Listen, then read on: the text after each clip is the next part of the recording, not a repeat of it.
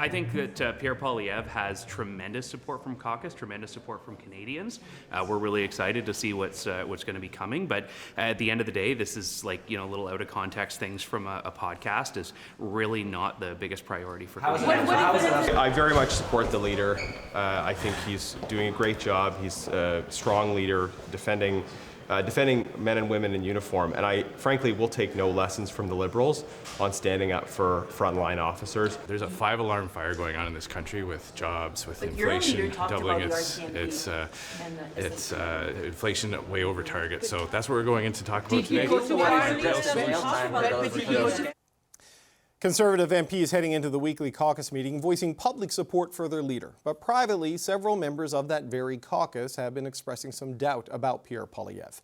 Our colleagues at Radio Canada published this story today. The headline, some Conservative MPs doubt Poilievre's leadership after podcast remarks about RCMP. Laurence Martin is the reporter on that story, and she joins me now. Laurence, good to see you. Thanks for coming into the studio. So, look, we heard some strong pushback publicly from Conservative MPs, but what are the Conservatives you're speaking to? What are they saying to you privately? Well, some caucus members that I spoke to really didn't appreciate Pierre Poilievre's comments. They said to me, we thought that he understood after the election that there needed to be a change in style, a change in tone, less of an attack dog and more of a prime minister in waiting.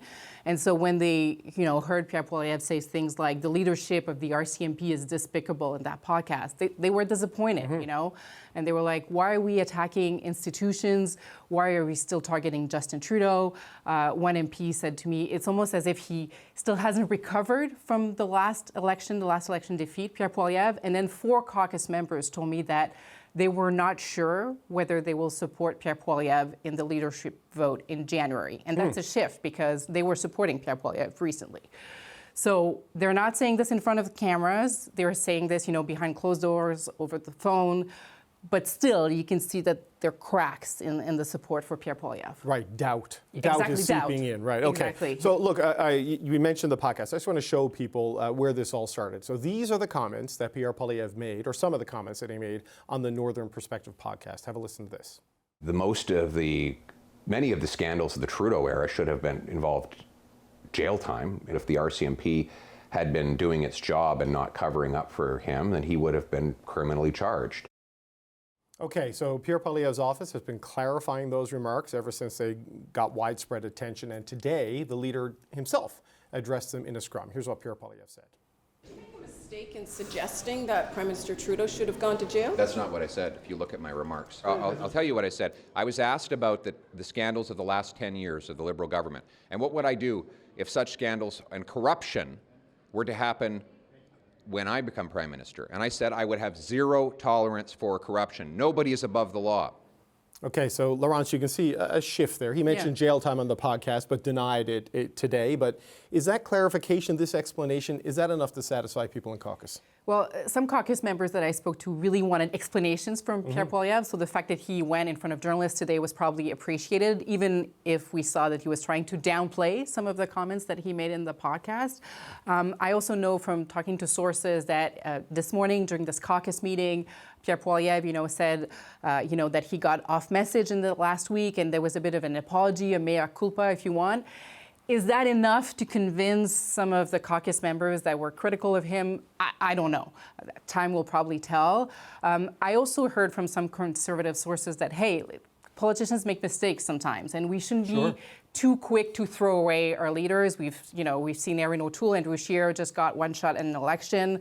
One of the sources was saying, Stephen Harper, we gave him 2 chances, and that really paid off for us. So I think there are still, people willing to support him clearly in the party. It's interesting, though, him getting off message, because Pierre Poilievre has been so disciplined. As he surged up to that sort of first place standing a year ago, he was inevitable, he was invincible, right up until he wasn't. And so here you have a rough week after the rough election last year. But, Pierre Poilievre, he's got a new seat in the House of Commons. He is back as party leader, but he does face this leadership review in January that you mentioned, and those 4 MPs that have some doubts.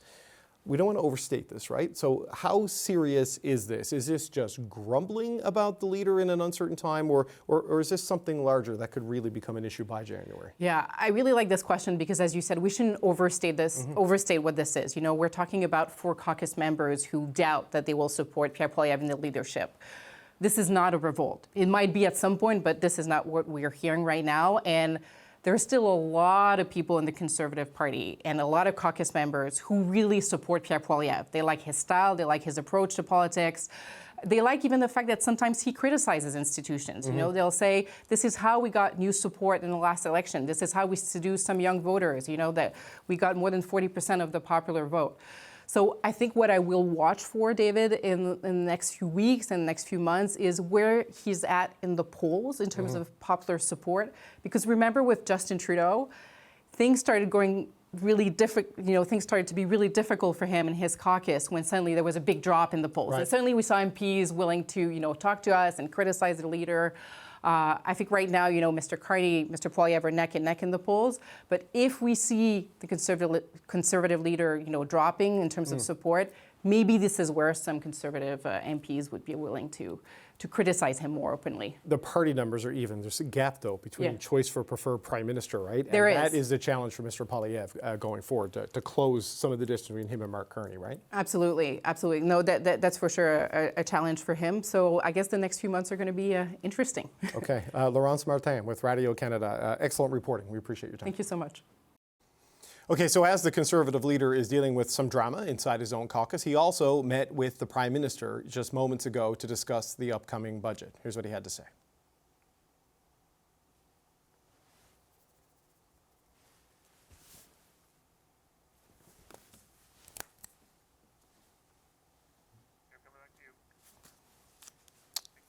Okay, we have an issue there with the audio with Pierre Poilievre, control room. Are we able to get it, or? Okay, all right, they'll let us know. Okay, so there we go. He just came out of the meeting saying, you know, it's live, folks, when things don't go quite as planned. We're going to bring you that audio as soon as we can get it. In the meantime, here to discuss the budget, and we'll get to that in a second. Yes, exactly. Melissa Lantsman is here. She is the deputy leader of the Conservative Party. I had promised that we would hear that audio and get her to react to what the outcome of that meeting, but we'll get to that in a minute, Melissa Lantsman. So thanks for coming in. We appreciate it. So once we get that audio, we'll talk a bit about the budget meeting. But I want to start with what we heard today in terms of the questions about what your leader said and what he says he meant on the podcast when he talked about the RCMP. He said today, denied saying or suggesting that former Prime Minister Justin Trudeau should be in jail, but he did say many of the scandals of the Trudeau era should have led in jail time, and subsequently talked about the former Prime Minister violating Section 121 of the Criminal Code. I mean, how do people square his assessment today with what they heard in the past? Well, look, there's nothing to square. There's what he said, and there's what he said. The leader's quite clear on what he said on that podcast, and you know, I find it a bit rich that you're being lectured by a government who called the RCMP racist, whose crime policies have led to the actual murder of a frontline officer. Constable Greg Priscialla was killed by somebody who was out on bail. You know, these are liberal bail laws that were brought in by the same people who now sit in the same government in the same chairs, who have done absolutely nothing about that for 7 months. So we're not going to take a lecture from them about who stands with frontline officers. Right. That has always been Conservatives. Okay, but if the exact quote from the leader was, if the RCMP had been doing its job and not covering up for him, being Justin Trudeau, then Trudeau would have been criminally charged. I mean, that is a suggestion that the former Prime Minister should be in jail. That is your interpretation of it. Here's what the leader said. The leader was asked about what he would do about corruption, and I think he was very clear that he wasn't going to stand for any corruption. And it is the job of a politician to make sure that the police have all of the tools that they require, so that's things on bail reform, and to make sure that they prosecute corruption. And there was many instances. We have a long-standing record of bringing those things to light. You know, whether it is the Green Slush Fund, SNC, Lavalin, private vacations on islands. None of this is new. But when somebody breaks breaks the law, they should face consequences. And that's not the case in Canada today. That's exactly what he was talking about. Okay, I just want to play the clip from the podcast if I can, because I think it's helpful to hear it directly. So if we can just play that and then discuss it on the other side. Many of the scandals of the Trudeau era should have been involved jail time. If the RCMP had been doing its job and not covering up for him, then he would have been criminally charged. I know you said that it's my interpretation of it, but how else do you interpret that? Well, I interpret it by him saying that if there was corruption, that corruption should be should be prosecuted. Those who were involved speaking in the abstract. In corruption. He was being specific. Well, there was actual instances of corruption in the last government. The Green Slush Fund being the most recent example that shut down this House for 3 months because the government wouldn't produce documents about it. There were people that were entrusted with public funds that then gave those funds to themselves. That's criminal. And it should be prosecuted. Well, the RCMP is investigating it. It has the documents, but there's been no charges. The RCMP, point, right? when it came to the case of Brenda Lucki and her behavior during the massacre in Port-au-Prince, we called for her resignation. So these are long-standing criticisms of the RCMP. We stand by that. But when it comes to law enforcement and when it comes to giving tools to law enforcement to do their job, we are the only party that has stood with them, and I think they know that. No, look, the operational failures and the policing failures in Nova Scotia, but...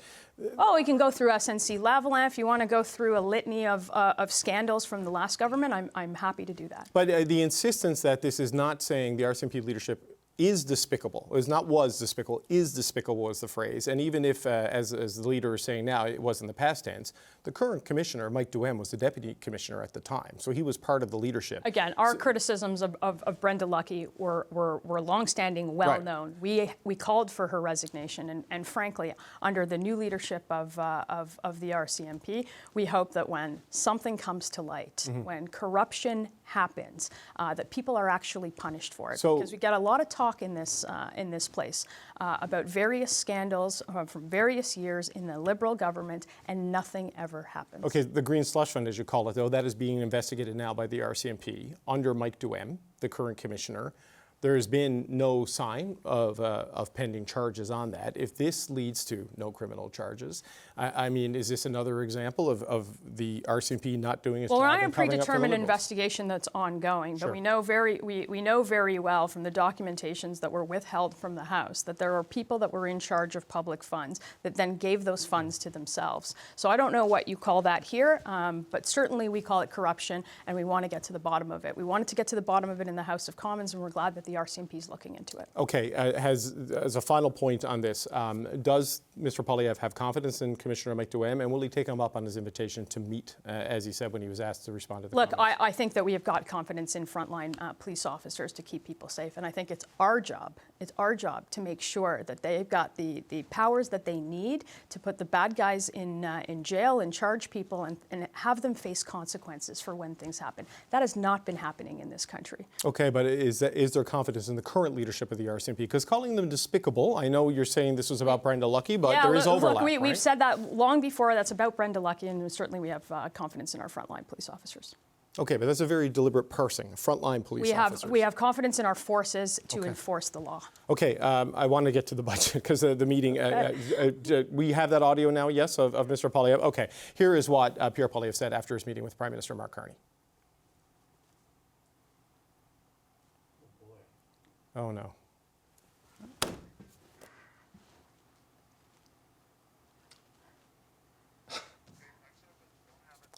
Okay, I don't know what's going on, Melissa Lantsman. I'm very sorry about this, but we'll have to get this. You can ad-lib it if you... Well, look, the last thing I want to do is so let's talk about what your leader said earlier about this budget. He laid out a series of conditions that he felt he wanted to see, cutting the deficit.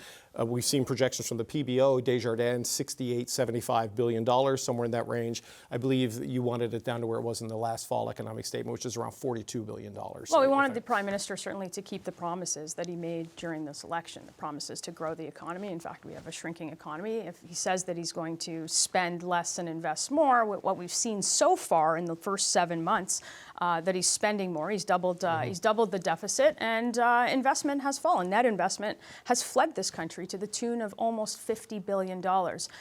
Look, we want to see an affordable budget that's going to make life more affordable for Canadians, scrapping the taxes on things like home building, on investment, scrapping the hidden food taxes that have driven the price of groceries up, and getting to the bottom line, making sure that Canadians know that every dollar that this government spends is a dollar less that they have in their pocket, which is driving up the cost of living and is driving up inflation in this country. The deficit number, though, just am I right in looking at it? It was in round numbers, $45 billion, I believe, in the last fall economic statement. Right. It got overshadowed by Chrystia Freeland's resignation, but that's the number. You would like to see that or below in the upcoming budget? We want to see them cut taxes. Right. We want to see them cut spending.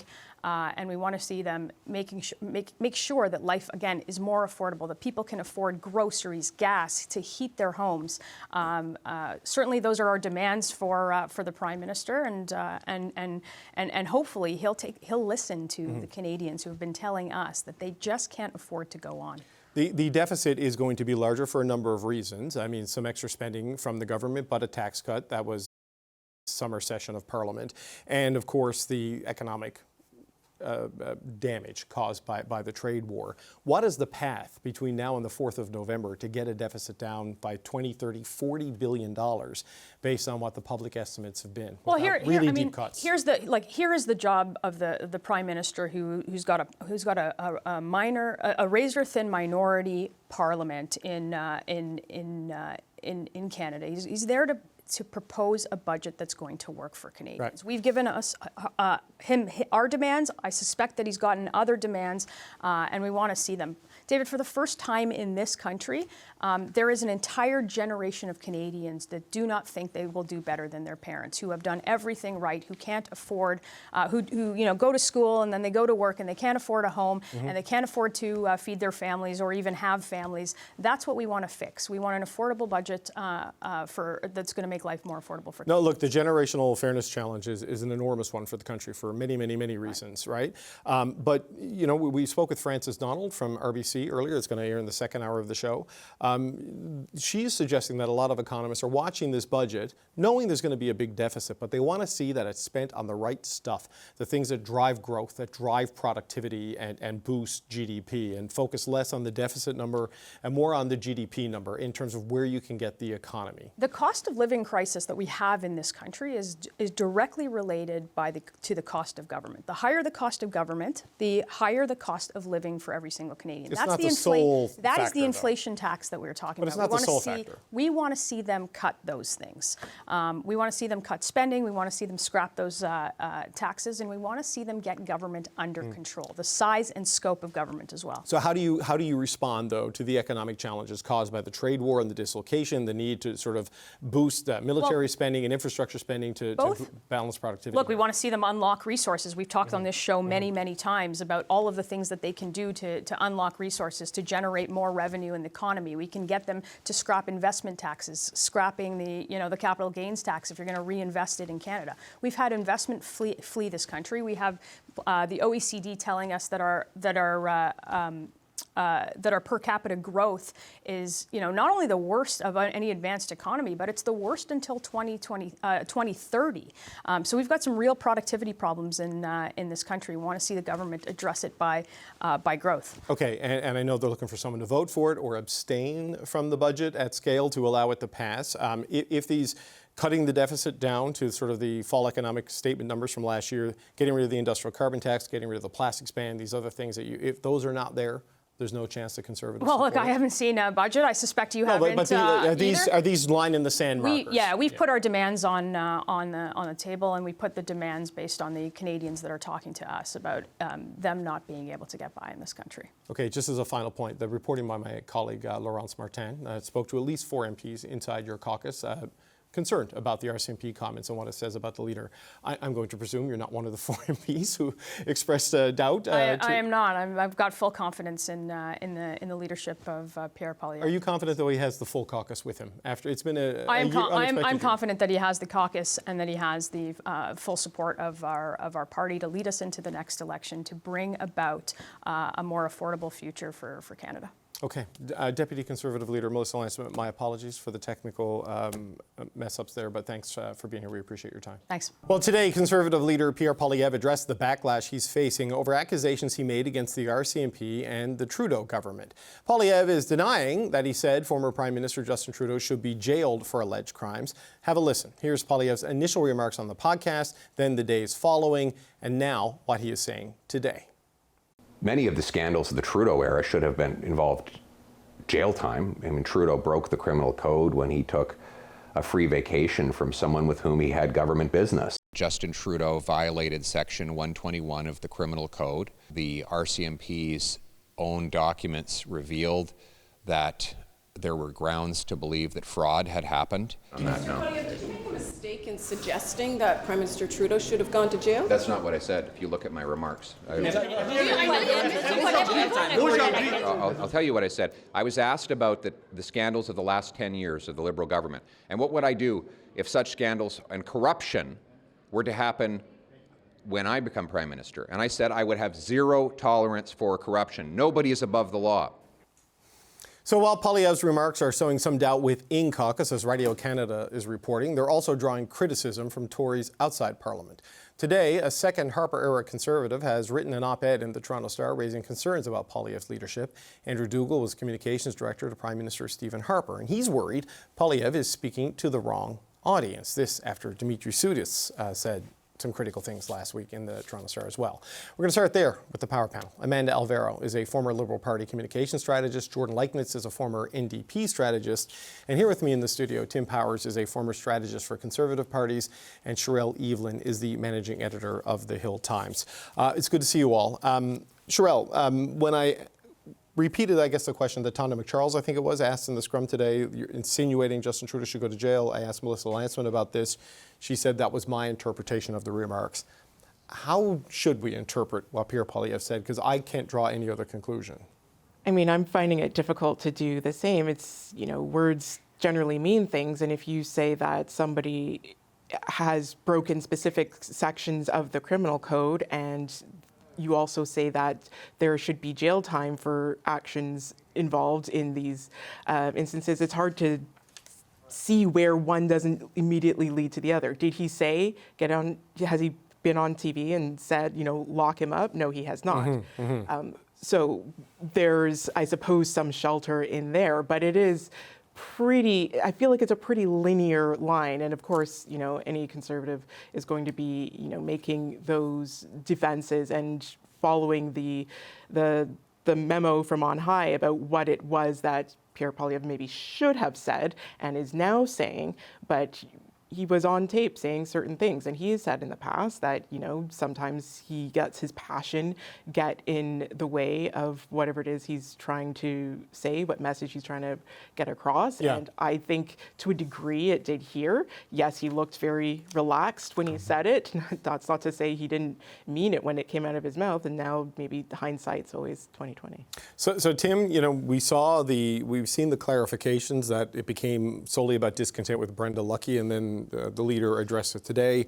My colleague Laurence Martin spoke to 4 MPs who say they now doubt whether he's learned the lesson of the election. I mean, where do you think this leaves the leader? Where do you think the public views what's happening here? I wrote about this in Sherelle's paper. Until Pierre Poilievre gets rid of his obsession with Justin Trudeau and everything being about Justin Trudeau, it may be Justin Trudeau who invariably sinks him at the moment. I don't think that's the immediate jeopardy, but certainly, David, this is the most agonized, and it's not severely agonized yet, but it's not insignificant, that Conservatives have been since Pierre Poilievre has been leader. They're being trafficked here today, whether they turn out to be true or not, rumors of floor crossing and the like. It's the first time I've heard that under Pierre Poilievre's leadership. Whether it happens or not, who knows? But you know, the Liberals got rid of Justin Trudeau, or Justin Trudeau stepped away. Canadians have forgotten Justin Trudeau. The only one who's embracing Justin Trudeau at the moment is Katy Perry. Perhaps Pierre Poilievre. No, but Pierre Poilievre, I think Amanda can speak to this better, but I think when Amanda interviewed Jenny Byrne, when she was on Amanda's podcast, she spoke about this habitual behavior. And for whatever reason, I mean, we all have people like this in our lives. For Pierre, the focus has been Justin Trudeau, Trudeau, Justin Trudeau. And he still can't cast him aside. And that's hurting the party right now, because those comments, with great respect to Melissa, and I have a ton of admiration for her, weren't about Brendan Lucky. They were about Justin Trudeau. And until he puts to bed whatever it is, whatever concerns, frustrations he has with Justin Trudeau, this is going to be a problem. Yeah, and they've expanded things, right? Like Portapic was a terrible tragedy, but it was a policing failure. That's not a Liberal scandal. You know what I mean? That was an operational failure. And to your point, there's just, look, there's a litany of things you can complain about RCMP operations. For sure there are, as you can in any organization. But when you seek to be the Prime Minister of Canada, going after the head of one of Canada's institutions, even though it may be a troubled institution and has been, just doesn't send vibes of comfort to the broad public. Amanda, what are your thoughts on this? I mean, Pierre Poilievre spent a year dominating the news agenda. He's kind of struggled to do that since Mark Carney took over. He's done it in the past week, but not in an intentional way, right? I mean, where do you think things are right now? Well, I agree with a lot of what Tim said. I think it's a weird and unhealthy obsession with Mr. Trudeau. I feel like somebody needs to shake him out of this time warp. It is not 2023. It is not 2024. It is the back half of 2025, and Mr. Trudeau is no longer Prime Minister. That ship has sailed. Like, it's literally sailed. He's on a boat with Katy Perry. It has sailed. He has moved on, and Mr. Poilievre needs to move on too. Not just because being a serial name caller is not a winning strategy, but because where else do we hear these sort of baseless claims that are not backed by evidence, that are presented as fact? This is a Trump playbook. It's a playbook that they used in the past. Some may say that they used it successfully, but it's a playbook that did not win them the last election. It is a losing strategy now. Dimitri Sotis said recently, this is somebody who doesn't look like he's auditioning to be the next prime minister. This is somebody who looks like they're addicted to opposition. And I agree. So when he goes to present himself in front of the leadership review, he has to convince Conservative members that he's not just a serial name caller, that he has a vision for the country, that he's ready to solve problems, real problems that the country is facing. But how is he going to do that when he keeps regurgitating? It's like Groundhog Day, this one track about Trudeau and the lines that he used that were at once successful, but ultimately it was a losing strategy. And the last thing I'll say is that Tim brought up, the podcast, the interview with Jenny Byrne, and there was something that a big takeaway for me, and that was the lack of accountability. Oh, the Conservative Party didn't lose the election. The NDP collapsed. No, you lost 20 points. You had it and you lost it. Whatever worked then is not working now. Yeah, the NDP collapse explains some things. It doesn't explain their underperformance in Atlantic Canada, because there was really no NDP vote to collapse out there. The Liberals were done, and then suddenly they weren't, right? So that we talked enough about the election in the months since then. But Jordan, I wonder about this because the criticism of Dimitri Sotis and people like Andrew McDougall, you do see other people pushing back saying this is where the young Conservative movement is, though, and this is where the Conservative base is, and that people who criticize it just don't understand the world in which Pierre Poilievre lives and works, and the people who gave him the 41% or whatever it was in the election. I mean, does that work, or is that just it raises your floor but lowers your ceiling at the same time? Well, that's just the challenge. There's no way that these types of arguments, which are energizing to the Conservative base, are going to be the ones that win over mainstream Canadians. And in fact, I think there's a lot of evidence to suggest that Poilievre and the team immediately around him have not learned from the election, because this isn't even this is just the most recent example of him engaging in Trumpy behavior. We also saw him out railing against DEI. He was out casting aspersions on the sentencing of the convoy leaders recently. So this is a deliberate choice to go back to the well of things that I think, number one, I think he enjoys. I think he feels very comfortable on these topics because they align with his worldview. But also they're things that do get him applause and plaudits from his base. But they provide a real hard ceiling to his support. And so the idea that somehow after the election there was going to be some change, that some lessons were going to be learned, seems to have gone out the window with the Conservative Party. And you can see that by the comments of his members, even as you saw them going into scrums today, they know these topics are not where Canadians are at. They know that Canadians are worried about affordability, they're worried about jobs, they're worried about the trade war, but they're not waking up thinking about whether Justin Trudeau should have been in jail. Yeah, and Cheryl, it's interesting. Well, some might be.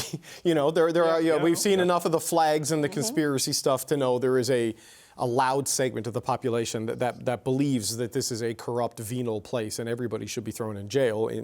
So you do have to deal with that. But Cheryl, I was struck by the fact that 4 or 5 members of the caucus spoke to Laurence Martin at Radio Canada and say there's doubt creeping in. A year ago at this time, there wasn't doubt. They were going to win. They were going to win big. It was only a matter of time.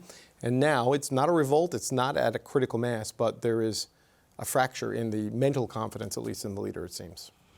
Yeah, I would say so. I mean, you had, as you said, last year, this time, they couldn't lose. It didn't matter what he did or what he said, how many apples he ate. They were going to form government. Mm-hmm. Now that there has been, Poilievre has been, people thought, humbled. He lost his own seat that he'd held a long time in Carleton. He had to go run in a by-election. He didn't form government like everybody expected him to.